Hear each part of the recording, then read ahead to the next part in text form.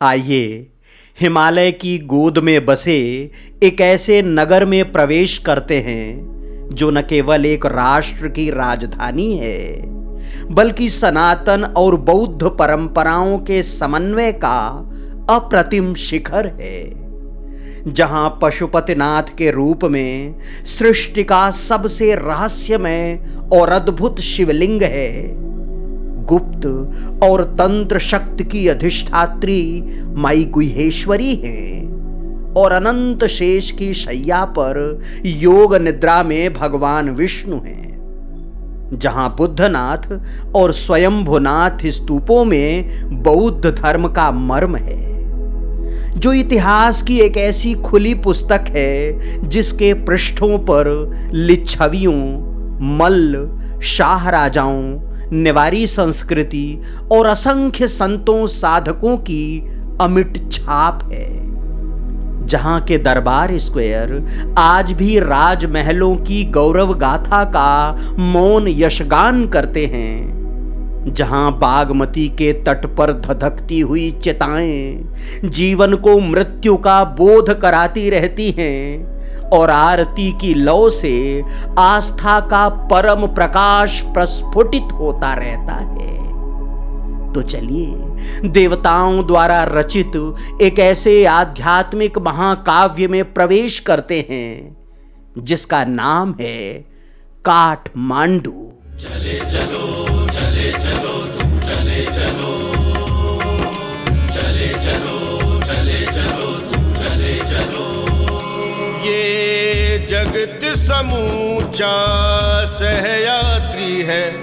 चले चलो चले चलो चले चलो चले चलो तुम चले चलो, चले चलो चले चलो तुम चले चलो। तथाली से काठमांडू 20-21 किलोमीटर है। देर से निकले थे और धीरे धीरे चल रहे थे। भक्तपुर में ब्रह्मायणी माता को प्रणाम करने के बाद काठमांडू की ओर जाने वाले हाईवे पर आ गए। हम नेपाल की राजधानी में थे, इसलिए सड़क पर वाहनों का दबाव पर्याप्त था। छोटे बड़े सभी तरह के वाहन, आसमान में हवाई जहाज़ों की भी आमद थी। काठमांडू पहुंचते पहुंचते 5 बज गए। हम पशुपतिनाथ की ओर जा रहे थे कि बाणेश्वर महादेव का मंदिर दिखा। दर्शन के लिए पहुंच गए। वैसे तो कुल 12 ज्योतिर्लिंग ही हैं और सभी भारत में स्थित हैं, लेकिन नेपाल में सिद्ध 64 ज्योतिर्लिंगों की मान्यता है। ये मंदिर उन्हीं ज्योतिर्लिंगों में से एक है। यहाँ मुख्य मंदिर बाणेश्वर महादेव का है, जबकि समीप ही चित्रेश्वर महादेव भी हैं। ललिता देवी पीठ है और अन्य देवताओं के छोटे छोटे मंदिर। इसी परिसर में गुरुकुल भी संचालित है। समूचा वातावरण आध्यात्मिक और सुंदर है। आज रास्ते में मनोहरा और बागमती नदी मिली। दोनों ही नदियां बहुत अधिक प्रदूषित थीं। उनसे दुर्गंध आ रही थी। नेपाल के वन्य और ग्रामीण क्षेत्रों में नदियां जितनी निर्मल हैं, यहां उतनी ही प्रदूषित। संध्या के पहले पशुपतिनाथ मंदिर पहुंच गए। संतों के मार्गदर्शन के अनुसार बागमती नदी पार करके श्री राम मंदिर के समीप भागवत संन्यास आश्रम और गुरुकुल आए। आश्रम के प्रमुख महात्मा जी को दंडवत किया और उनसे रुकने की अनुमति मांगी। उन्होंने बहुत स्नेह के साथ आसन लगाने की जगह दी और कहा कि जब तक चाहें रुक सकते हैं। आसन लगाया और गुरुकुल के बच्चों का अध्ययन, ध्यान आदि देखता रहा। रात्रि 8:30 के करीब पंगत की हरिहर हुई। भोजन प्रसाद के बाद विश्राम।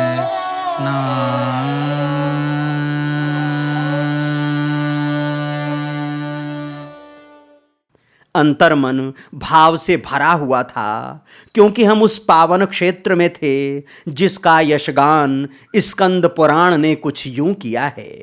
धन्या सा नगरी पुण्या यत्र विराजते त्रिनयनः पशुपतिर्गणैः सार्धं ज्योतिर्लिंगात्मको विभुः। आज जन्मों की चाह पूरी होनी थी। भगवान पशुपतिनाथ के दर्शन करने थे।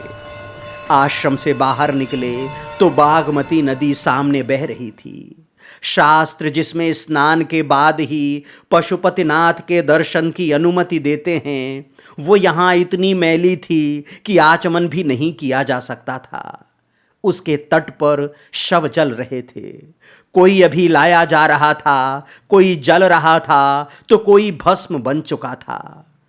परिजनों के आंसू और क्रंदन सीढ़ियों पर ठिठके थे।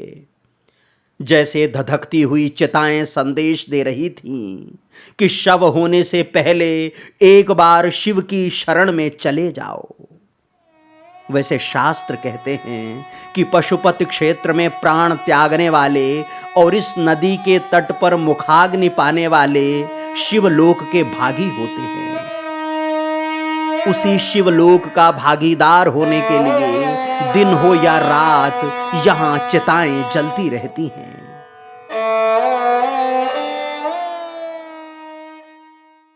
कौन कहां से आता है और कौन कहां जाता है, ये सच तो बाबा ही जानते होंगे। हमें तो इतना ही पता था कि दर्शन के लिए बाबा के पास जाना था। परिसर में प्रवेश किया तो जैसे शिवलोक ही सामने था। यहाँ जो भी था उसके कदमों में भोलेनाथ के पास पहुँचने की शीघ्रता थी और मन में बाबा को समर्पित करने के लिए कुछ प्रार्थनाएं।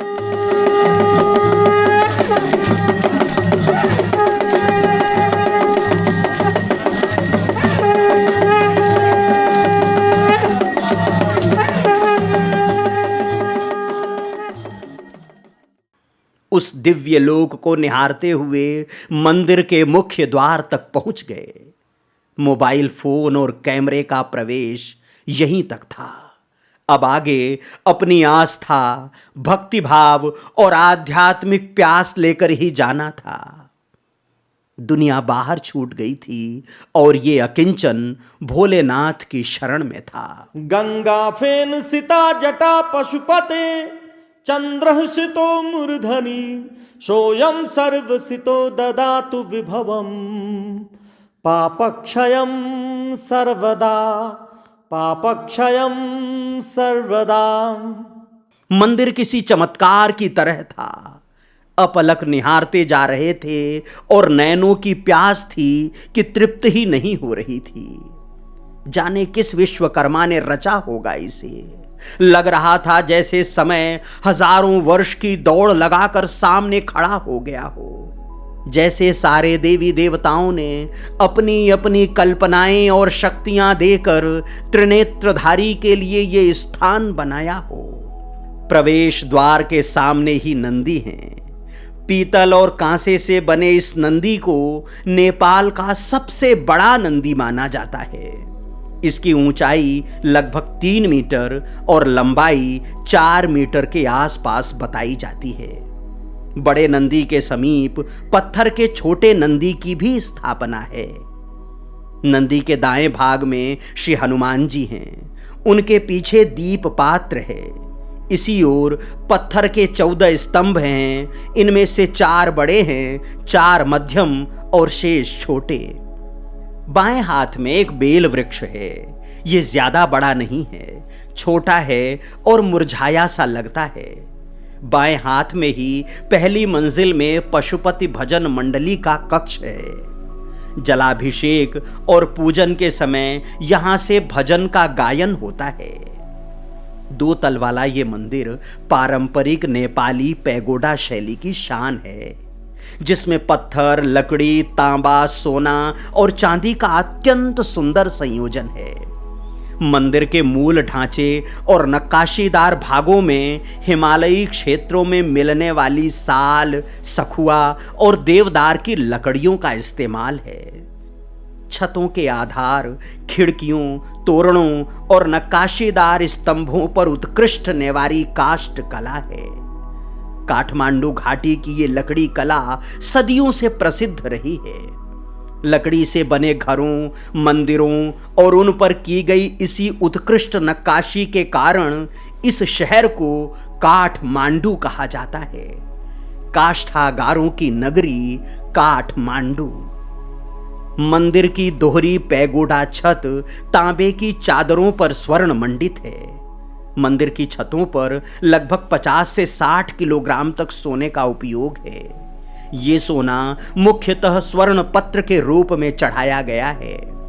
नेपाल के मल्ल और शाह राजाओं ने समय समय पर मंदिर को स्वर्णाभूषणों और स्वर्ण मंडन से अलंकृत कराया था।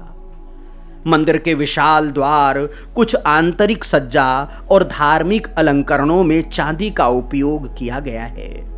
द्वारों और सजावटी भागों में लगभग 150 किलोग्राम चांदी प्रयुक्त की गई है। मंदिर के गर्भगृह में स्थापित शिवलिंग विश्व के सबसे अद्वितीय और रहस्यमय शिवलिंगों में माना जाता है।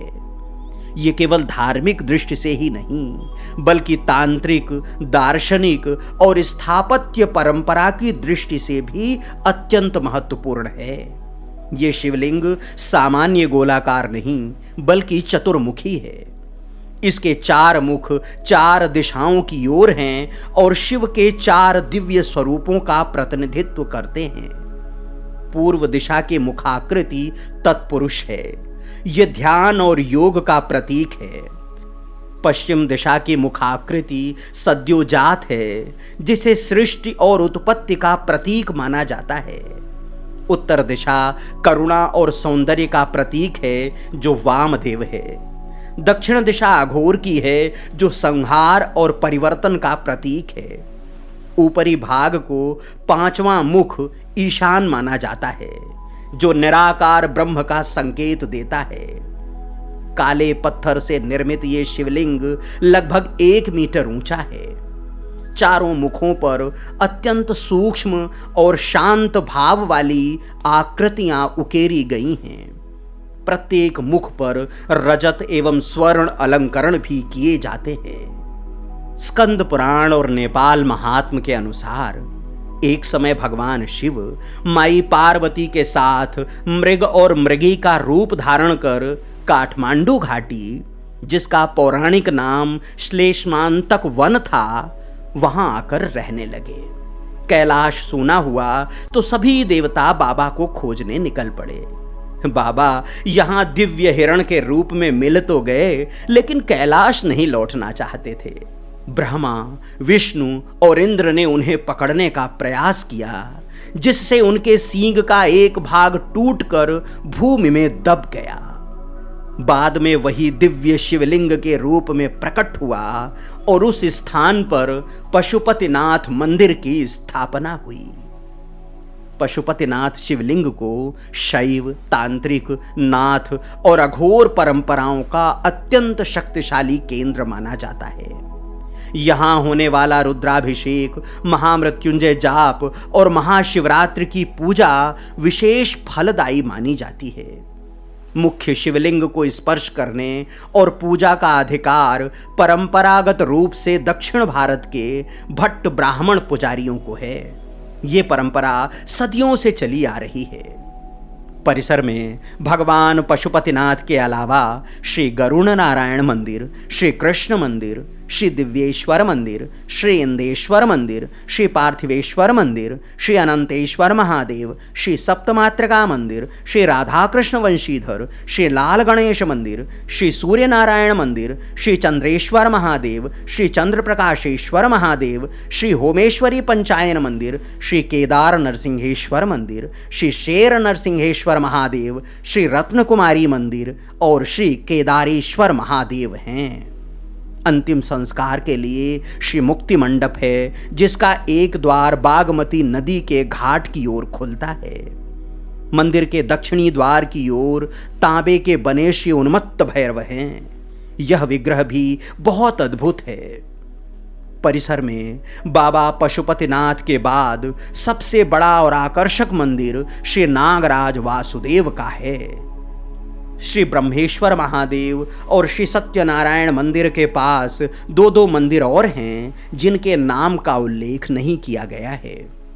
मंदिर के दक्षिणी द्वार की ओर ही काठमांडू के 2 राजाओं की पीतल प्रतिमा एक लौह खंभ के ऊपर है दोनों ही प्रतिमाएं हाथ जोड़े हुए हैं। बड़ी प्रतिमा काठमांडू नरेश वीरेंद्र वीर विक्रम शाहदेव की तथा दूसरी महेंद्र वीर विक्रम शाहदेव की है। इस स्तंभ के नीचे छोटी छोटी पीतल प्रतिमाएं मल्ल राजाओं की हैं। इनमें भूपालेंद्र मल्ल और प्रताप मल्ल का नाम उल्लेखनीय है।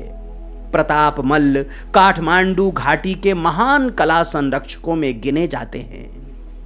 शास्त्र कहते हैं कि भगवान पशुपतिनाथ के दर्शन करने वालों को पशु योनि में जन्म नहीं लेना पड़ता।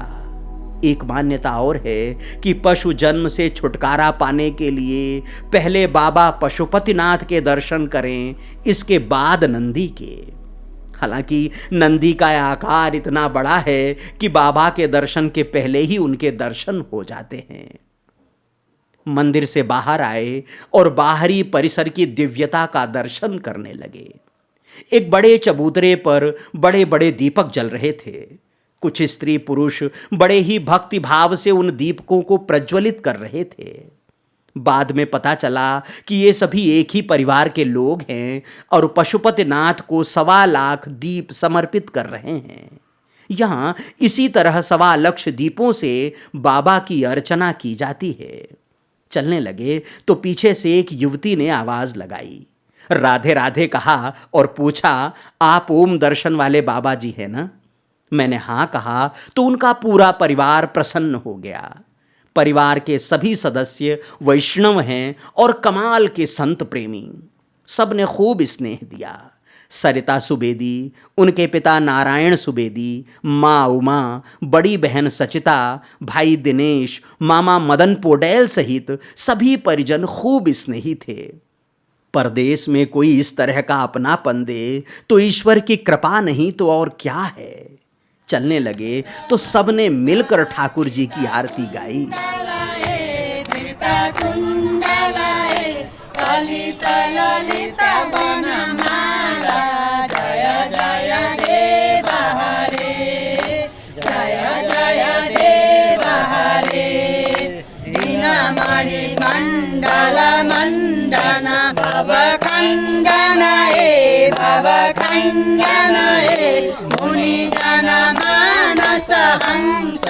जय जय देव हरे, जय जय देव हरे।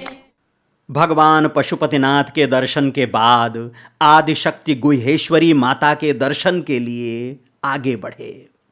फिर से एक बार बागमती नदी को पार किया। मृग पर्वत पर बनी सीढ़ियां चढ़ने लगे। सीढ़ियां खड़ी हैं और चढ़ने में दम लगता है। सीढ़ी मार्ग में ही एक जगह दीवार में छोटा सा गड्ढा है।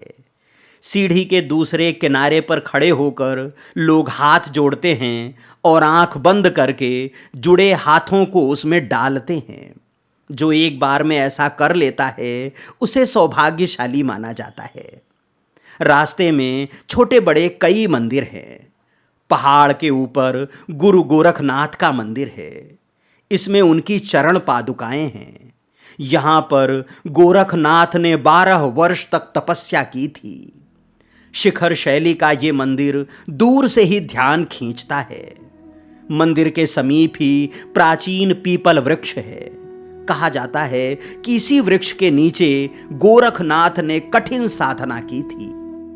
आज यहाँ उनकी प्रतिमा बाघंबर और सर्प के आसन पर विराजमान है। इस मंदिर के आसपास कई छोटे छोटे मंदिर हैं। कभी इनकी संख्या 108 थी। आज भी अधिकांश मंदिर सुरक्षित हैं। इन सभी मंदिरों की देख रेख और पूजा नाथ संप्रदाय के संतों के पास है। सभी मंदिर बहुत प्राचीन हैं। सभी के समक्ष नंदी विराजे हुए हैं और कुछ के सामने पत्थर के ही त्रिशूल हैं। मृग क्षेत्र और पशुपतिनाथ मंदिर के आसपास लगभग 500 मंदिर हैं। स्कंद पुराण के अनुसार जब भगवान शिव पशुपतिनाथ के रूप में यहाँ विराज गए तब सभी देवी देवता और उनके गण भी शिवलिंग स्वरूप में इसी मृगस्थली में रम गए। ये सभी मंदिर उन्हीं देवी देवताओं और गणों के हैं। इन मंदिरों की देहरी में मत्था टेकने के बाद गुहेश्वरी माता के दर्शन के लिए आगे बढ़े। अभी तक सीढ़ियां चढ़कर ऊपर आए थे, अब उतरकर माई के दरबार में पहुंचना था। मृग पहाड़ी से नीचे आए तो मंदिर के बाहरी निर्माण के भव्य दर्शन हुए। शिखर शैली के नए श्वेत मंदिर बने हैं जो देखने में बहुत सुंदर लगते हैं। देर तक इनके सौंदर्य का रसपान करते रहे। गुहेश्वरी माता का परिसर गेरुआ रंग का है। बागमती नदी के तट पर स्थित ये मंदिर बाहर से देखने पर किसी राजप्रासाद जैसा लगता है। मुख्य द्वार से प्रवेश करने के बाद कुछ सीढ़ियां चढ़कर माई के मंदिर के दर्शन होते हैं। माई के मंदिर के चारों ओर किले नुमा 2 मंजिला निर्माण है। लाल ईंटों से बना ये भवन गुहेश्वरी मंदिर की सुरक्षा भी करता है और पुजारियों को आश्रय भी देता है। ये मंदिर भी नेपाल की पैगोडा शैली में ही निर्मित है और इसमें भी 4 द्वार हैं। सभी द्वारों के ऊपर चांदी और पीतल की धातुओं से निर्मित कलाकृतियां हैं। मंदिर की बाहरी दीवारों पर भी आकृतियां बनाई गई हैं। गुहेश्वरी माता को 51 शक्तिपीठों में एक माना जाता है। पुराणों के अनुसार जब राजा दक्ष के यज्ञ में अपमानित होकर माता सती ने योगाग्नि में देह त्याग दी, तब भगवान शिव उनके शरीर को लेकर तांडव करने लगे। संसार की रक्षा के लिए भगवान विष्णु ने सुदर्शन चक्र से सती के अंगों पर प्रहार किया। इससे उनके शरीर के अलग अलग अंग पृथ्वी पर गिरे। मान्यता है कि इस स्थान पर माता सती का गुह्य अंग अर्थात गुप्तांग या जंघा क्षेत्र गिरा।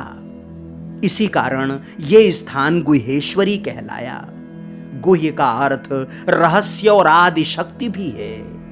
इसलिए ये पीठ तांत्रिक परंपराओं में अत्यंत गूढ़ और सिद्ध पीठ मानी जाती है। यहाँ देवी की प्रतिमा सामान्य विग्रह की तरह नहीं बल्कि पवित्र यंत्र और शक्ति स्वरूप में पूजित होती है। गर्भगृह में एक पवित्र कुंड जैसा स्थान है जिसे शक्ति का प्रतीक माना जाता है। गुहेश्वरी माता कौलाचार, वाम मार्ग, तंत्र साधना और शक्ति पूजा का प्रमुख केंद्र हैं। नेपाल के राजाओं की तांत्रिक पूजा और राजकीय अनुष्ठानों में भी इस मंदिर का विशेष स्थान था। दशहरा और नवरात्रि के समय यहाँ विशेष साधनाएं की जाती हैं। यहाँ साधना करने से गूढ़ विद्याओं की सिद्धि, मानसिक शक्ति, आध्यात्मिक जागरण और देवी कृपा प्राप्त होने की मान्यता है। इसलिए ये मंदिर तीर्थ के साथ साथ साधकों की तपोभूमि भी है। नेपाल की शाक्त परंपरा में इसका स्थान कामाख्या, तारापीठ और काली घाट जैसे प्रमुख शक्तिपीठों के समकक्ष है। वर्तमान मंदिर मुख्यतः नेपाल के मल्ल राजाओं के काल में निर्मित और विकसित हुआ माना जाता है। यद्यपि ये शक्तिपीठ अत्यंत प्राचीन है, लेकिन मंदिर की वर्तमान संरचना का बड़ा भाग 17वीं शताब्दी के आसपास निर्मित हुआ।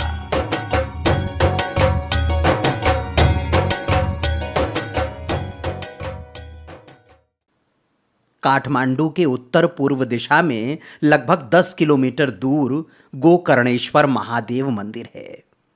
पशुपतिनाथ और गुहेश्वरी शक्तिपीठ की तरह ये प्राचीन मंदिर भी बागमती नदी के तट पर ही स्थित है। पौराणिक मान्यता के अनुसार यहाँ भगवान शिव गौ के कान के समान आकार वाले स्थान पर प्रकट हुए थे, इसलिए उनका नाम गोकर्णेश्वर पड़ा। स्कंद पुराण का वचन है कि मृग रूप भगवान शिव के सींग के जो 4 हिस्से हुए थे, ब्रह्मा ने उसका एक हिस्सा यहाँ भी स्थापित किया था। इसलिए यहाँ का शिवलिंग भी पशुपतिनाथ की ही तरह प्राचीन और दिव्य माना जाता है।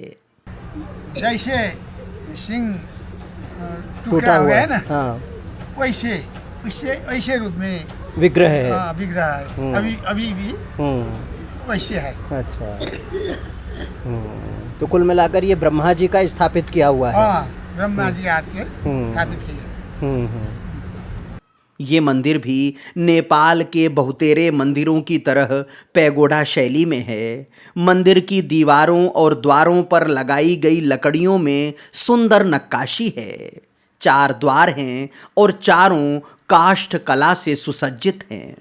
मुख्य दरवाज़ा बागमती नदी की ओर खुलता है। बागमती के तट पर चिताएं जलती रहती हैं और महादेव बैठे बैठे जीवन और मृत्यु का खेल देखते रहते हैं। चिता की भस्म उड़ती रहती है और अपने आप ही बाबा का भस्माभिषेक होता रहता है। मंदिर परिसर में गणेश, विष्णु, भैरव और अन्य देवी देवताओं के छोटे छोटे मंदिर भी हैं। गोकर्णेश्वर मंदिर के पिछवाड़े मां पार्वती का मंदिर है। इसी मंदिर के ठीक पीछे पीपल वृक्ष का मंदिर है जिसमें महादेव विराजे हैं। ये मंदिर कभी ईंट पत्थरों का बना हुआ था। कालांतर में उस मंदिर के ऊपर पीपल उगा होगा और उसी मंदिर के आकार का उसने अपना अलग मंदिर तैयार कर लिया। छत की ईंटें अभी भी पीपल में ज्यों की त्यों हैं। इसी तरह पत्थर का दरवाज़ा भी अपनी जगह पर खड़ा है। गोकर्णेश्वर का सबसे बड़ा धार्मिक महत्व पितृकर्म से जुड़ा है। नेपाल में कुशेऔंसी अर्थात पितृमोक्ष अमावस्या पर हजारों लोग यहाँ आकर श्राद्ध, तर्पण और पिंडदान करते हैं। भाद्रपद मास की अमावस्या को यहाँ विशाल मेला लगता है। इस दिन श्रद्धालु अपने दिवंगत माता पिता और पूर्वजों के निमित्त पूजा करते हैं। बागमती ये है, चंद्रमती, इसके दूसरो सूर्यमती, ऐसे 3 गंगा के संगम। बागमती, सूर्यमती और चंद्रमती। हाँ। तो यहाँ पर पिंडदान वगैरह होता है। हाँ, पौष कृष्ण अमावस्या को बहुत आदमी आएंगे। भाद्र कृष्ण अमावस्या जो कुशेऔंसी बोलते हैं ना, कुशे अमावस्या, उसमें बहुत भीड़। आइए एक बार फिर बागमती नदी के तट पर चलते हैं, भगवान पशुपतिनाथ मंदिर के निकट। यहाँ अत्यंत प्राचीन और पौराणिक महत्व का मंदिर है जहाँ विराजे हैं किरातेश्वर महादेव।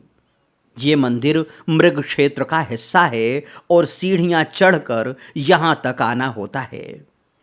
किरातेश्वर महादेव का संबंध महाभारत के प्रसिद्ध किरातार्जुनीय प्रसंग से जोड़ा जाता है। महाभारत के वन पर्व के अनुसार वनवास के दौरान अर्जुन ने भगवान शिव को प्रसन्न करने के लिए कठोर तपस्या की। उसी समय एक भयंकर दैत्य जंगली सुअर के रूप में आया। अर्जुन और एक किरात अर्थात शिकारी दोनों ने उस पर बाण चलाया। इस बात पर विवाद हुआ और अर्जुन का उस किरात से युद्ध हुआ।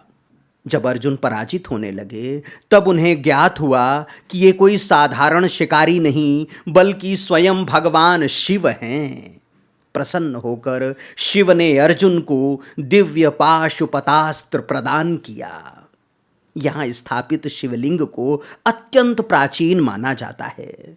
किरातेश्वर महादेव का विग्रह एक ओर थोड़ा झुका हुआ है और मंदिर के ऊपर छत नहीं है। परिसर में गणेश, पार्वती, नंदी और अन्य देवताओं के छोटे छोटे मंदिर भी हैं। मंदिर का वातावरण पशुपतिनाथ की अपेक्षा अधिक शांत और साधनामय है। मंदिर समिति द्वारा संगीत विद्यालय भी संचालित किया जाता है। विद्वानों का मानना है कि ये मंदिर किरात संस्कृति और शिव उपासना के प्राचीन संबंधों का प्रतीक है।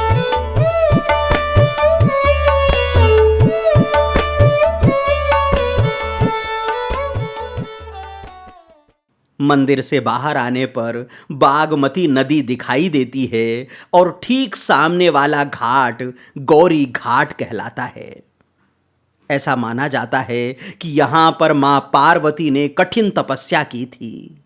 नदी के ठीक किनारे और पुल के पाए के समीप आज भी वो शिला है जहां पर मां पार्वती की तपोभूमि थी। परिसर में हनुमान जी का भी बड़ा विग्रह है। बंदर खूब हैं और यहां वहां घूमते रहते हैं। आस्था का अखंड दीप जलता रहता है। आज तो नदी मैली है और परिसर सफाई की मांग कर रहा है, लेकिन कभी ये घाट बहुत मनोरम रहा होगा। दिन भर से शिव और शक्ति का अद्भुत संगम देख रहे थे। नेपाल की आध्यात्मिक और सांस्कृतिक परंपरा पर मंत्रमुग्ध थे। सांझ ढल रही थी और एक बार फिर बाबा पशुपतिनाथ के दर्शन की चाह थी। न केवल दर्शन किए बल्कि बाबा की आरती में भी सम्मिलित हुए। सुर, संगीत और दिव्य वातावरण ने जैसे साक्षात शिवलोक का निर्माण कर दिया।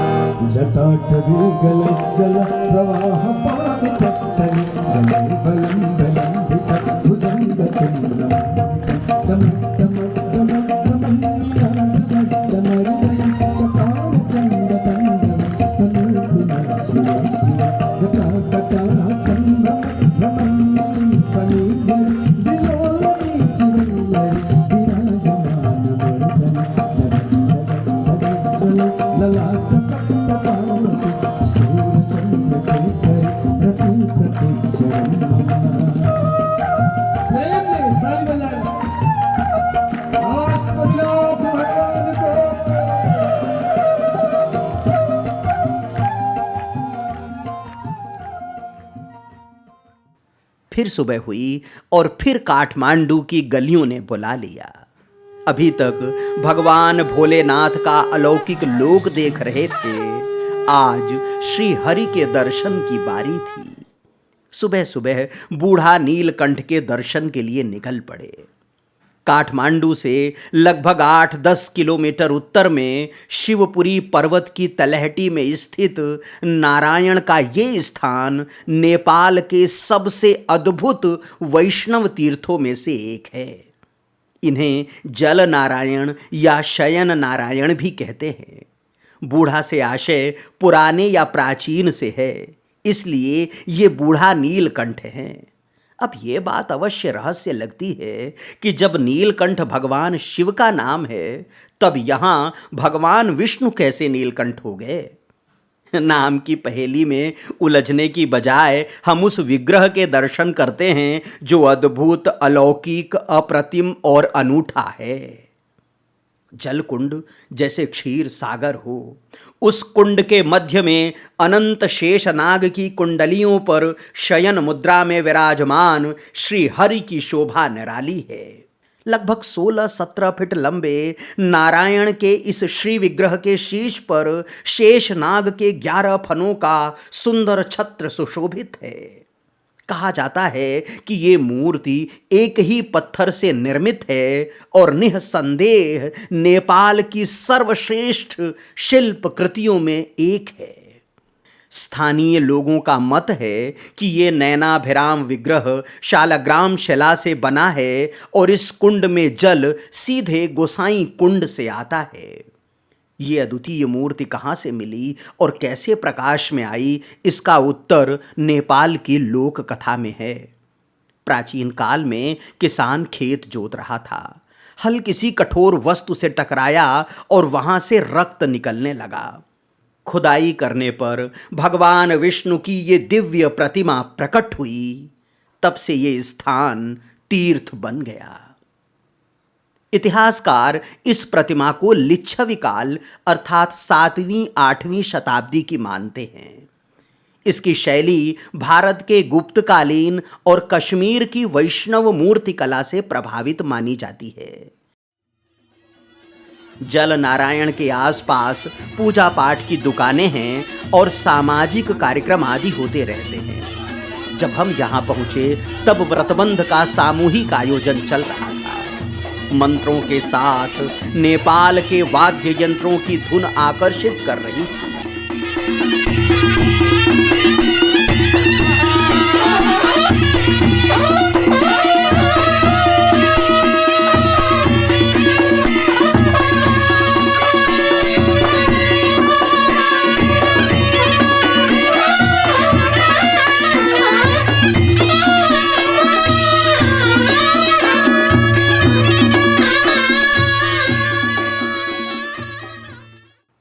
काठमांडू में जहां गुहेश्वरी शक्तिपीठ का रहस्य है, वहीं चारों दिशाओं में 4 वराही रक्षक के रूप में विद्यमान हैं। भद्र वाराही, हम्म, धूम्र वाराही, नील वाराही, श्वेत वाराही। नील वराही उत्तर पूर्व दिशा की रक्षिका और तंत्र उपासना का प्रमुख केंद्र हैं।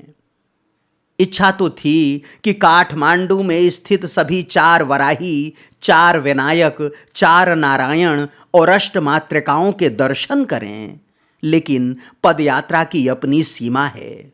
इस सीमा में जितने दर्शन संभव हैं होते जा रहे हैं। बोडे के शांत वनांचल में विराजमान ये देवी नेपाल मंडल की तांत्रिक चेतना की जीवित धारा हैं। मंदिर हरे भरे पेड़ों से युक्त ऊंची टेकरी पर है। ऊपर तक जाने के लिए सीढ़ियां बनी हुई हैं। बादल घिरे थे और बीच बीच में फुहारें आ रही थीं। ऊपर पहुंचे तो नील वराही का मंदिर सामने था। मां के मंदिर में छत नहीं है, मेटल की गुंबद नुमा आकृति है। वराही देवी भगवान विष्णु के वराह अवतार की शक्ति मानी जाती है। शाक्त और तांत्रिक परंपरा में वे सप्तमात्रिकाओं तथा अष्टमात्रिकाओं में भी महत्वपूर्ण हैं। मंदिर के भीतर नील वराही का स्वयंभू जागृत विग्रह है। इन्हें रक्षा, समृद्धि, तांत्रिक सिद्धि और शत्रुनाश की अधिष्ठात्री माना जाता है। नील वराही से जुड़ी सबसे प्रसिद्ध परंपरा मुखौटा नृत्य है। यह परंपरा लगभग 500 वर्ष पुरानी है।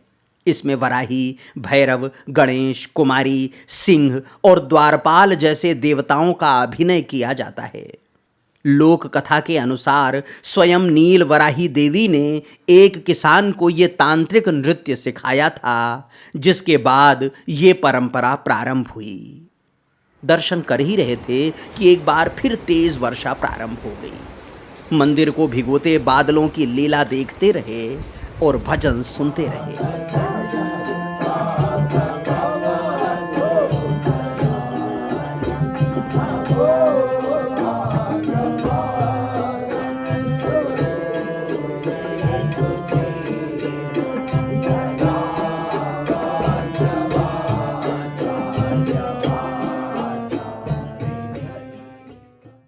नेपाल की राजधानी हिंदू धर्म के साथ बौद्ध धर्म का भी महत्वपूर्ण केंद्र है। यहाँ कई ऐसे बौद्ध तीर्थ हैं जिनका संबंध प्राचीन महायान, वज्रयान और तिब्बती परंपराओं से है। बौद्धनाथ स्तूप, स्वयंभुनाथ, कोपेन मठ, शेचेन मठ, गोल्डन टेम्पल और नमो बुद्ध जैसे स्थान उन्हीं परंपराओं की अभिव्यक्ति हैं। आइए काठमांडू के पूर्वोत्तर भाग में स्थित बौद्धनाथ स्तूप चलते हैं। ये स्तूप संपूर्ण हिमालयी क्षेत्र के सबसे महत्वपूर्ण बौद्ध तीर्थों में एक है। तिब्बती बौद्ध धर्म के अनुयायियों के लिए इसका वही महत्व है जो हिंदुओं के लिए पशुपतिनाथ मंदिर का है। अधिकांश इतिहासकार इसका निर्माण 5वीं या 6ठी शताब्दी में लिच्छवी राजा मानदेव के शासनकाल से जोड़ते हैं। समय समय पर इसका जीर्णोद्धार होता रहा है और आज ये नेपाल के सबसे प्रसिद्ध धार्मिक स्मारकों में गिना जाता है। तिब्बती भाषा में इसे जारूंग खशोर कहा जाता है, जिसका अर्थ है वो स्थान जहां एक बार प्रतिज्ञा कर ली जाए तो उसे बदला नहीं जा सकता। ये विश्व के सबसे विशाल गोलाकार स्तूपों में से एक है। स्तूप का सफेद अर्धगोलाकार भाग संसार और पंच महाभूतों का प्रतीक माना जाता है। गुंबद के ऊपर चारों दिशाओं में बनी बुद्ध की आंखें ज्ञान और करुणा का प्रतीक हैं। इनके बीच नेपाली अंक 1 जैसा चिन्ह है जो एकत्व और निर्माण का प्रतीक है। शिखर की ओर जाने वाली 13 स्तरों वाली संरचना बोधिसत्व के 13 चरणों और अंततः निर्वाण की प्राप्ति का प्रतीक है। स्तूप के चारों ओर अनेक प्रार्थना चक्र अर्थात मणिचक्र स्थापित हैं। श्रद्धालु इन्हें घुमाते हुए दक्षिणावर्त परिक्रमा करते हैं और मंत्र का जाप करते रहते हैं। ओम मणिपद में हूँ, ओम मणिपद में हूँ।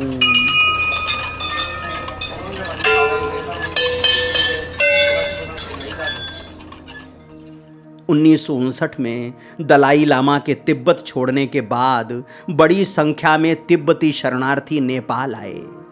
उसके बाद बौद्धनाथ क्षेत्र तिब्बती संस्कृति, मठों, थंका चित्रकला और बौद्ध अध्ययन का प्रमुख केंद्र बन गया। आज स्तूप के चारों ओर अनेक मठ स्थित हैं, जिनमें शेचेन मठ और कोपेन मठ विशेष रूप से प्रसिद्ध है। सन 1979 में बौद्धनाथ स्तूप को यूनेस्को ने विश्व धरोहर सूची में सम्मिलित किया। 2015 के विनाशकारी भूकंप में स्तूप के ऊपरी भाग को क्षति पहुंची थी। बाद में विश्व भर के बौद्ध अनुयायियों के सहयोग से इसका पुनर्निर्माण किया गया और 2016 में इसे पुनः श्रद्धालुओं के लिए खोल दिया गया। बुद्ध पूर्णिमा, तिब्बती नववर्ष लोसर और अन्य बौद्ध पर्वों पर लाखों श्रद्धालु यहाँ एकत्र होते हैं। कहा जाता है कि यदि कोई श्रद्धालु श्रद्धापूर्वक स्तूप की परिक्रमा करते हुए करुणा और सद्भाव की भावना रखे तो वो अपने भीतर शांति और आत्मिक प्रसन्नता का अनुभव करता है। इसी कारण बौद्धनाथ को अनेक यात्री काठमांडू की आत्मा भी कहते हैं। काठमांडू में एक और बौद्ध स्थान भी जग प्रसिद्ध है, जिसका नाम है स्वयंभुनाथ स्तूप। राजधानी के पश्चिम में एक पहाड़ी पर स्थित स्वयंभुनाथ स्तूप नेपाल के सबसे प्राचीन और पवित्र बौद्ध तीर्थों में एक है। बौद्ध और हिंदू दोनों परंपराओं में इसके लिए समान श्रद्धा है। इसकी प्राचीनता, स्थापत्य और धार्मिक महत्ता के कारण इसे नेपाल की आध्यात्मिक पहचान माना जाता है। स्वयंभू का अर्थ है स्वयं प्रकट हुआ। बौद्ध परंपरा के अनुसार ये स्थान किसी मानव द्वारा निर्मित नहीं, बल्कि दिव्य रूप से प्रकट हुआ माना जाता है। नेपाल के प्राचीन ग्रंथ स्वयंभू पुराण के अनुसार आज की काठमांडू घाटी कभी एक विशाल झील थी। उस झील के मध्य एक दिव्य कमल पर स्वयंभू ज्योति प्रकट हुई थी। जब चीन से बोधिसत्व मंजूश्री यहाँ पहुंचे तब उन्होंने इस दिव्य ज्योति के दर्शन किए। उन्होंने अपनी तलवार से चोभार की पहाड़ी को काटकर झील का जल बाहर निकाला, जिससे काठमांडू घाटी बसने योग्य बनी। जिस स्थान पर वो दिव्य ज्योति प्रकट हुई थी, वहीं स्वयंभुनाथ स्तूप की स्थापना हुई। इसी मिथ के कारण बौद्ध मंजूश्री को नेपाल का संस्थापक भी मानते हैं। इतिहासकारों के अनुसार वर्तमान स्तूप का निर्माण 5वीं शताब्दी में राजा मानदेव के शासनकाल में हुआ। बाद के मल्ल और शाह राजाओं ने इसका विस्तार और जीर्णोद्धार कराया। 1979 में इसे यूनेस्को द्वारा विश्व धरोहर स्थल घोषित किया गया। पहाड़ी पर स्थित इस स्तूप तक पहुंचने के लिए लगभग 365 सीढ़ियां चढ़नी पड़ती हैं। इन्हें जीवन की आध्यात्मिक यात्रा का प्रतीक भी माना जाता है। स्वयंभुनाथ परिसर में बड़ी संख्या में बंदर पाए जाते हैं। इन्हीं बंदरों के कारण विदेशी पर्यटक इसे मंकी टेम्पल के नाम से जानते हैं। स्थानीय मान्यता के अनुसार ये बंदर मंजूश्री के केशों से उत्पन्न हुए थे। पहाड़ी की ऊंचाई से संपूर्ण काठमांडू घाटी का अद्भुत दृश्य दिखाई देता है। यहां आने वालों को देखना, ऊंचे स्तूप के साथ चित्र लेना, प्रार्थना चक्रों को घुमाना और आस्था के स्वर को सुनना, सब कुछ ही बहुत अद्भुत है।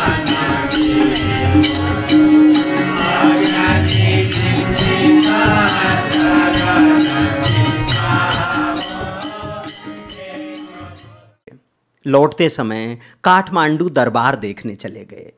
काठमांडू दरबार स्क्वायर, प्राचीन राजमहल परिसर और उसके आसपास स्थित मंदिरों, प्रांगणों तथा सांस्कृतिक धरोहरों का समूह है।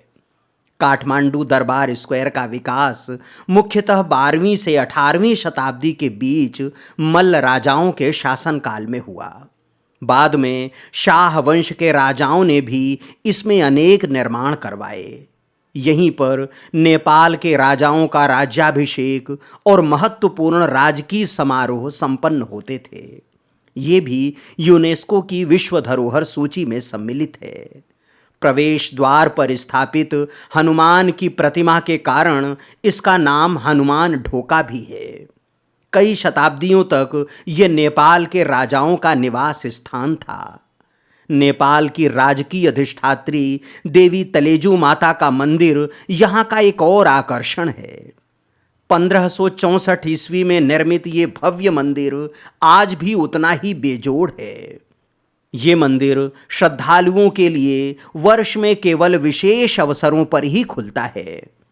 काल भैरव प्रतिमा यहाँ आने वालों के लिए कौतूहल का केंद्र रहती है। ये प्रतिमा भैरव के उग्र स्वरूप का प्रतिनिधित्व करती है।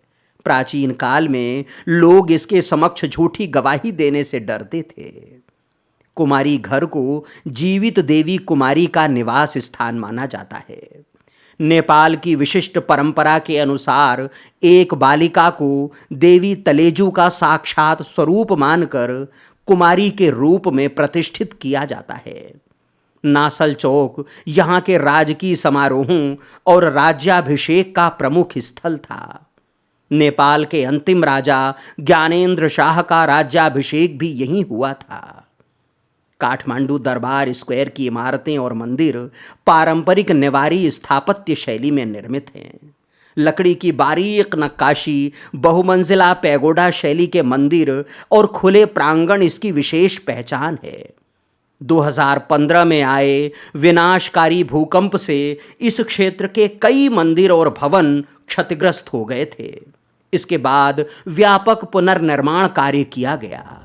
आज अधिकांश धरोहरें पुनः अपने वैभव के साथ खड़ी हैं।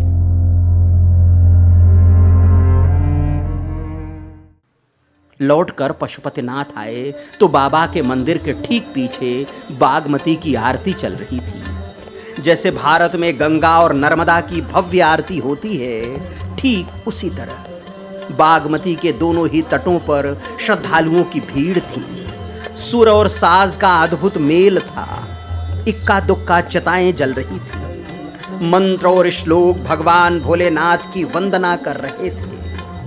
आरती की लौ से आस्था का आलोक था।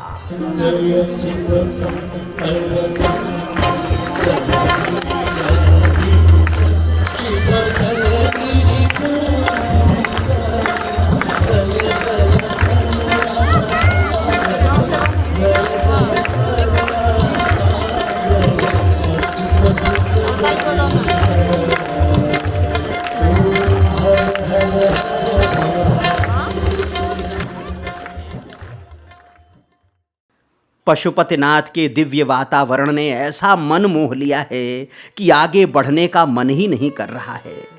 मनोहर कहने लगे कि कल पाटन के दर्शन कर आगे बढ़ना चाहिए।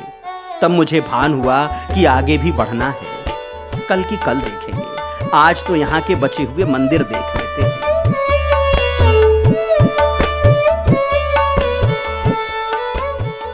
आज का पहला दर्शन भुवनेश्वरी माता का था। ये मंदिर पशुपतिनाथ मंदिर के पश्चिमी द्वार की ओर जाने वाले मार्ग के बाईं ओर स्थित है। भुवनेश्वरी अर्थात भुवनों की अधिष्ठात्री देवी अथवा विश्व की अधीश्वरी। ये मंदिर भी पारंपरिक नेवारी पैगोडा शैली में निर्मित है। सामने शिवलिंग, हनुमान तथा अन्य देवी प्रतिमाएं हैं। भुवनेश्वरी माता को 10 महाविद्याओं में चौथा स्थान प्राप्त है। नेपाल में शक्ति और तंत्र साधना की प्राचीन परंपरा में इस मंदिर का विशेष स्थान है। स्थानीय परंपराओं के अनुसार इसका संबंध प्राचीन तांत्रिक बंधुदत्त आचार्य से माना जाता है। इस मंदिर से जुड़ा एक अनूठा उत्सव त्रिशूल यात्रा है। लोक कथाओं के अनुसार प्राचीन काल में पिशाचों और दुष्ट शक्तियों से रक्षा के लिए इस उत्सव की परंपरा प्रारंभ हुई थी। आज भी ये यात्रा बुराइयों पर विजय और समाज की रक्षा के प्रतीक के रूप में मनाई जाती है। जय बागेश्वरी मंदिर भी काठमांडू के सबसे प्राचीन और पूजनीय शक्ति स्थलों में से एक है। ये पशुपतिनाथ मंदिर से लगभग 1 किलोमीटर उत्तर पश्चिम में है। ये मंदिर माता भगवती के बागेश्वरी रूप को समर्पित है। जय बागेश्वरी का अर्थ है विजय प्रदान करने वाली बागेश्वरी देवी। शाक्त परंपरा में देवी को शक्ति, ज्ञान और संरक्षण की अधिष्ठात्री माना जाता है। कहा जाता है कि इस मंदिर का निर्माण मध्यकाल में मल्ल राजाओं के समय हुआ था। बाद में विभिन्न राजाओं और भक्तों द्वारा इसका जीर्णोद्धार कराया गया। ये मंदिर काठमांडू घाटी के प्रमुख शक्ति स्थलों में गिना जाता है। अनेक साधक इसे सिद्धपीठ के रूप में भी मानते हैं।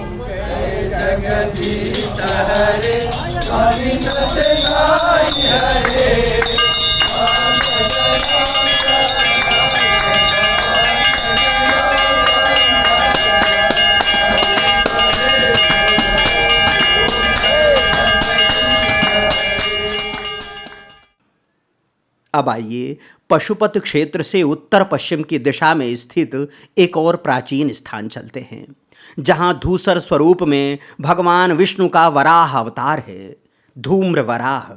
धूम्र वराह का अर्थ है धुएं के समान वर्ण वाले वराह भगवान। नेपाल में इसे प्रायः धुम्बराही कहा जाता है। यहाँ आकर प्रकृति और अध्यात्म का अद्भुत संगम दिखाई देता है। पीपल वृक्ष से ढका ये मंदिर बिल्कुल अलग दिखाई देता है। प्राचीन समय में यहाँ वराह भगवान का मंदिर रहा होगा। उसमें पीपल का पौधा उगा होगा। धीरे धीरे पौधा पेड़ बन गया और आज इतना बड़ा हो गया कि इसने मंदिर को अपने में समेट लिया। यहाँ प्रतिष्ठित मूर्ति में वराह भगवान का मुख और मानव शरीर का दिव्य स्वरूप दिखाई देता है। मंदिर के सामने एक शिलाखंभ है, जिसके ऊपर नारायण के वाहन गरुण जी विराजे हुए हैं। इन्हीं के समीप चतुर्मुखी शिवलिंग और नंदी हैं। नेपाल की परंपरा में ये स्थल संरक्षण, समृद्धि और संकट निवारण का प्रतीक माना जाता है। मंदिर लिच्छवी और मल्लकाल में धार्मिक परंपराओं का केंद्र था। मंदिर की वर्तमान संरचना का कई बार जीर्णोद्धार किया गया है। यहाँ प्रत्येक रविवार को विशेष पूजा होती है, जिसमें वैष्णव और शाक्त दोनों परंपराओं के अनुयायी बड़ी संख्या में शामिल होते हैं। अब यहाँ हामीहरूको नेपालमा जम्मा 2टा बरा छ है। धरानमा श्वेत बरा, यो धुम्र बरा, धुला आकारको रिसाको खैर खैर वर्ण भएको धुम्र बरा भगवान विष्णु नारायण। तेस्रो अवतार भगवान विष्णु। साउनको 11 गते बरा जयन्ती पर्नेछ। अब वर्षमा धुम्र बरा जयन्ती पनि मनाइन्छ। अहिले यहाँ हाल यो चन्द्रेश्वर महादेवको जयन्ती पनि मनाइन्छ। अनि हनुमानजीको जयन्ती पनि मनाइन्छ। मूलतो ब्रह्म रूपाय मध्यतो विष्णु रूपिणे अग्रतो शिव रूपाय अस्वस्थाय नमो नमः। पीपलमा जल चढाउने हैन। पीपल भगवान विष्णु, भित्र विष्णु, जुन मनोकामना उहाँले पूरा गर्नुहुन्छ। पशुपतिनाथ मंदिर के ठीक पीछे बागमती नदी के किनारे पहाड़ में कई गुफाएं हैं। आर्य घाट से नदी के किनारे किनारे आगे बढ़ें तो पहाड़ के ऊपर ये गुफाएं मिल जाती हैं। इनमें साधु और योगी आज भी साधनारत हैं। अधिकांश अघोरी साधु हैं। वैसे तो सभी साधु गुफाओं के अंदर ही रहते हैं और इन गुफाओं में कोई प्रवेश नहीं कर सकता, लेकिन अगर संयोग हुआ तो ये अघोरी स्वयं बाहर आते हैं और इनसे भेंट हो सकती है।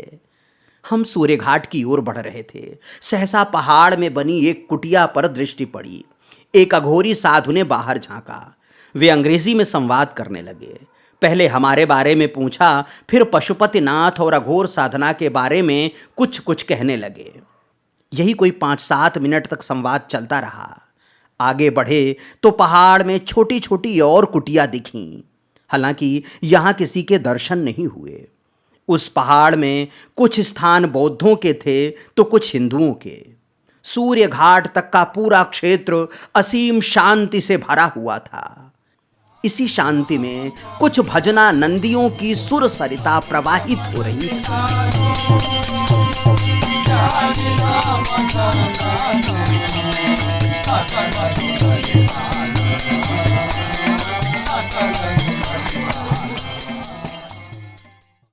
इसी मृगस्थली क्षेत्र में वनकाली मंदिर है। यहां माता का विग्रह रक्षिका और उग्र शक्ति के रूप में पूजित है। स्थानीय निवार समुदाय और नाथ संप्रदाय के साधुओं में वनकाली की विशेष मान्यता है। यहाँ श्रद्धालु माता से रोग, भय और संकटों से रक्षा की प्रार्थना करते हैं। मंदिर की वर्तमान संरचना अपेक्षाकृत नवीन है, किंतु इसकी पूजा परंपरा अत्यंत प्राचीन मानी जाती है। स्थानीय परंपराओं के अनुसार ये स्थान सदियों से साधकों की तपोभूमि रही है। देवपाटन क्षेत्र के दर्शन के बाद चल पड़े ललितपुर पाटन की ओर। कला, संस्कृति और अध्यात्म की प्राचीन नगरी। काठमांडू घाटी के 3 प्राचीन राजनगरों में से एक। बागमती नदी के दक्षिण तट पर स्थित ये नगर अपनी अद्वितीय नेवारी संस्कृति, मंदिरों, विहारों, धातुकला और उत्कृष्ट शिल्प कला के लिए विश्वविख्यात है। नेवारी भाषा में ललितपुर का प्राचीन नाम यल था। संस्कृत में इसे ललितपुर कहते हैं, जिसका अर्थ है सुंदर नगर या कला का नगर। मध्यकालीन अभिलेखों में इसे पाटन नाम से भी संबोधित किया गया है, जो आज भी व्यापक रूप से प्रचलित है। ललितपुर का इतिहास लगभग 2000 वर्ष पुराना है। परंपरा के अनुसार इसकी स्थापना किरात अथवा लिच्छवी काल में हुई। 12वीं से 18वीं शताब्दी के मध्य मल्लकाल में ये एक स्वतंत्र राज्य और कला संस्कृति का महान केंद्र था। मल्ल राजाओं ने यहाँ कई मंदिर, महल और विहारों का निर्माण कराया। आइए अब उन्हीं प्राचीन स्थानों के दर्शन भी करते चलते हैं। सबसे पहले चामुंडा माता के दर्शन। शंखमूल क्षेत्र में स्थित ये स्थान अत्यंत पूजनीय शक्ति स्थल है। स्थानीय परंपराओं के अनुसार ये मंदिर कई शताब्दियों से शक्ति उपासना का प्रमुख केंद्र रहा है। वर्तमान मंदिर का निर्माण मल्लकाल में हुआ माना जाता है और इसका विस्तार तथा जीर्णोद्धार समय समय पर होता रहा है। गर्भगृह में माता चामुंडा की प्रतिष्ठा है और परिसर में गणेश, भैरव तथा अन्य देवी देवताओं के छोटे छोटे मंदिर हैं। माई चामुंडा के बाद पाटन की सबसे प्राचीन धरोहरों में से एक अशोक बौद्ध स्तूप के दर्शन हुए। परंपरा के अनुसार सम्राट अशोक ने 3री शताब्दी ईसा पूर्व में अपनी नेपाल यात्रा के दौरान इन स्तूपों का निर्माण कराया था। इसी कारण इन्हें अशोक स्तूप या अशोक चैत्य कहा जाता है। ललितपुर के चारों दिशाओं में 4 प्रमुख स्तूप स्थित हैं, जिन्हें नगर की आध्यात्मिक सीमा का प्रतीक माना जाता है। ये स्तूप अपेक्षाकृत सरल और ठोस संरचना वाले हैं। इनके चारों ओर छोटे छोटे चैत्य और प्रार्थना स्थल बने हुए हैं। स्थानीय निवार समुदाय नियमित रूप से यहाँ पूजा और दीप प्रज्वलित करता है। बुद्ध पूर्णिमा, गुला पर्व और अन्य बौद्ध उत्सवों के अवसर पर यहाँ विशेष पूजा की जाती है। श्रद्धालु इन चारों स्तूपों की परिक्रमा को पुण्यदायी मानते हैं। सुबह 9 बजे थे और हम पहुंच गए थे पाटन के कुंभेश्वर महादेव मंदिर। ये मंदिर काठमांडू घाटी के प्रमुख शैव तीर्थों में गिना जाता है। माना जाता है कि इस मंदिर का निर्माण 14वीं शताब्दी में मल्ल वंश के राजा जय स्थित मल्ल के शासनकाल में हुआ था। प्रारंभ में ये 2 मंजिला मंदिर था, जिसे बाद में 5 मंजिला पैगोडा शैली के भव्य मंदिर के रूप में विकसित किया गया। इसे देखकर भक्तपुर के पंचतला मंदिर की याद आती है। लोक श्रुति के अनुसार मंदिर के सामने स्थित इस जल कुंड को स्वयं भगवान शिव ने प्रकट किया था। मान्यता है कि इस कुंड का जल स्रोत रहस्यमय रूप से भारत के अमरनाथ गुफा से जुड़ा हुआ है। इसी कारण नेपाल में अनेक श्रद्धालु ये मानते हैं कि यदि कोई व्यक्ति अमरनाथ की यात्रा नहीं कर सकता तो कुंभेश्वर महादेव के दर्शन से भी समान पुण्य की प्राप्ति होती है। मंदिर में लकड़ी की उत्कृष्ट नक्काशी देखते ही बनती है। परिसर में गणेश, पार्वती, भैरव और अन्य देवताओं के मंदिर हैं। कुंभेश्वर महादेव का सबसे बड़ा पर्व जनय पूर्णिमा अर्थात रक्षाबंधन है। इस अवसर पर हजारों श्रद्धालु मंदिर परिसर में स्थित पवित्र कुंड में स्नान करते हैं और भगवान शिव का अभिषेक करते हैं। हिंदू और बौद्ध दोनों समुदाय इसके प्रति समान श्रद्धा रखते हैं। हम मंदिर पहुंचे तब सुबह की आरती हो रही थी। भक्तों की भीड़ थी, लेकिन दर्शन सुलभ था। मंदिर में स्थापित शिवलिंग परम अद्भुत है, अपार ऊर्जा का भंडार। दर्शन करते हुए रोम रोम शिवमय हो जाता है। इसी परिसर में मां बगलामुखी का भी मंदिर है।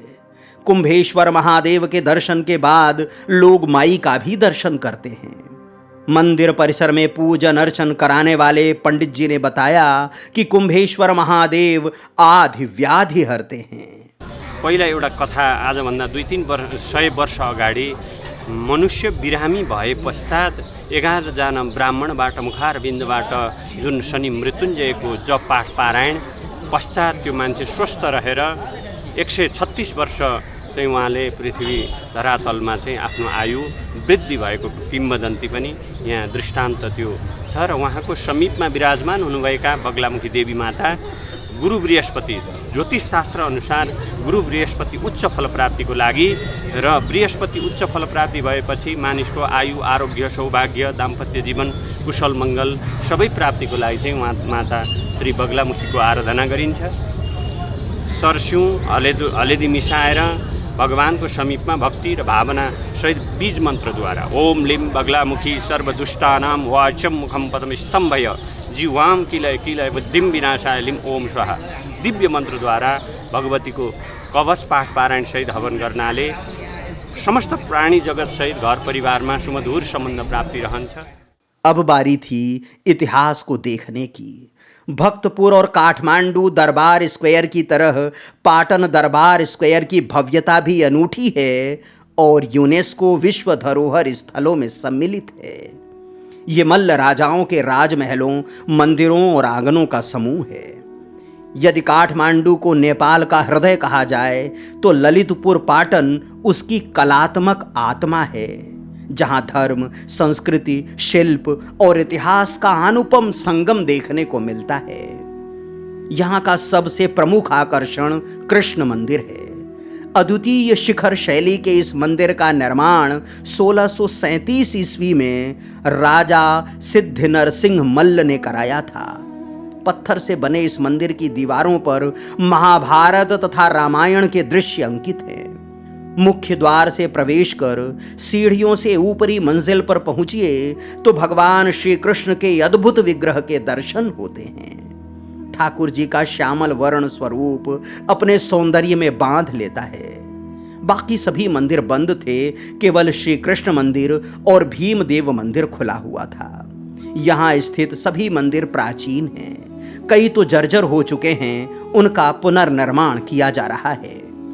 कृष्ण मंदिर के सामने पाटन संग्रहालय है, जो नेपाल की कला और स्थापत्य विरासत का महत्वपूर्ण केंद्र है। यहाँ प्राचीन मूर्तियां, कांस्य प्रतिमाएं और धार्मिक कलाकृतियां सुरक्षित हैं। इसी तरह हिरण्यवर्ण महाविहार बौद्ध धर्म का प्रमुख तीर्थ है। इसे स्वर्ण मंदिर भी कहा जाता है। यहाँ बुद्ध और अन्य बौद्ध देवताओं की सुंदर प्रतिमाएं हैं। यहाँ के महाबौद्ध मंदिर को नेपाल का बोध गया कहा जाता है। ललितपुर में हिंदू और बौद्ध परंपराओं का अद्भुत समन्वय दिखाई देता है। यहाँ एक ही परिवार के लोग दोनों परंपराओं के पर्व और संस्कारों में भाग लेते हैं। ये नगर शैव, वैष्णव, शाक्त और वज्रयान बौद्ध परंपराओं का संगम है। यहाँ का सबसे प्रसिद्ध उत्सव रतो मत्स्येंद्रनाथ रथ यात्रा है। ये नेपाल के सबसे प्राचीन और लंबी अवधि तक चलने वाले उत्सवों में से एक है। इसमें हजारों श्रद्धालु विशाल रथ को नगर के विभिन्न भागों में खींचते हैं। ये पर्व वर्षा, समृद्धि और लोक कल्याण से जुड़ा हुआ है। आज ललितपुर आधुनिक नेपाल का प्रमुख सांस्कृतिक और शैक्षणिक केंद्र है, किंतु इसके प्राचीन चौक, गलियां, बौद्ध विहार, मंदिर और नेवारी जीवन शैली अभी भी इसकी ऐतिहासिक आत्मा को जीवित रखे हुए हैं। लौटकर पशुपतिनाथ मंदिर आए। बाबा के दर्शन के बाद बागमती के उस पार प्रभु श्री राम को दंडवत किया। इस मंदिर का भी जीर्णोद्धार किया जा रहा था। यहां का विग्रह संसार के सबसे दुर्लभ विग्रहों में एक है। यहां परम पिता प्रभु श्री राम पिता स्वरूप में हैं, पुत्र लव और कुश के साथ उन पर अपना आशीष लुटाते हुए। इनके सामने भगवान गरुण और पाताल हनुमान भी हैं। शाम को एक बार पुनः बागमती आरती में शामिल हुए और कल सुबह आगे बढ़ने के लिए बाबा पशुपतिनाथ से अनुमति मांगी। निवेदन किया कि बुलाते रहना, दर्शन देते रहना। विदा लेने से पहले जान लेते हैं कि काठमांडू कैसे पहुंचे और कहां ठहरें। काठमांडू नेपाल की राजधानी है और भारत सहित दुनिया के लगभग सभी देशों से सीधी हवाई सेवा उपलब्ध है। भारत से सड़क मार्ग से भी यहां आ सकते हैं। गोरखपुर से सोनौली सीमा में प्रवेश कर सकते हैं या फिर जनकपुर की तरफ से आ सकते हैं। ठहरने के लिए धर्मशाला से लेकर 5 सितारा होटल तक हैं। अगर आप काठमांडू का संपूर्ण दर्शन करना चाहते हैं तो कम से कम 4-5 दिन का समय तो अवश्य ही लेकर आएं। फिलहाल यहीं तक। अगले वीडियो में हम नेपाल की एक और पवित्र नदी का रूपांतरण देखेंगे। गंडकी और त्रियुगा के संगम का अवगाहन करेंगे और उसे नारायणी बनते हुए देखेंगे। चलेंगे देवघाट। तब तक के लिए यायावर ओम द्विवेदी को अनुमति दें। चलते चलते वही एक निवेदन, अगर आपने अभी तक ओम दर्शन चैनल को सब्सक्राइब नहीं किया है तो कृपया कर लें। अगर आप चाहते हैं कि हमारा ये सनातन धन जन जन तक पहुंचे तो परिचितों और मित्रों के साथ साझा करें। ज्वाइन करेंगे तो और भी कृपा होगी। हमने अपने हिस्से का काम किया, आपका काम आपको करना है। हमारी भक्ति को अपनी शक्ति दें। जय श्री पशुपतिनाथ, जय मां गुहेश्वरी, जय जय श्री सीताराम, नर्मदे हर।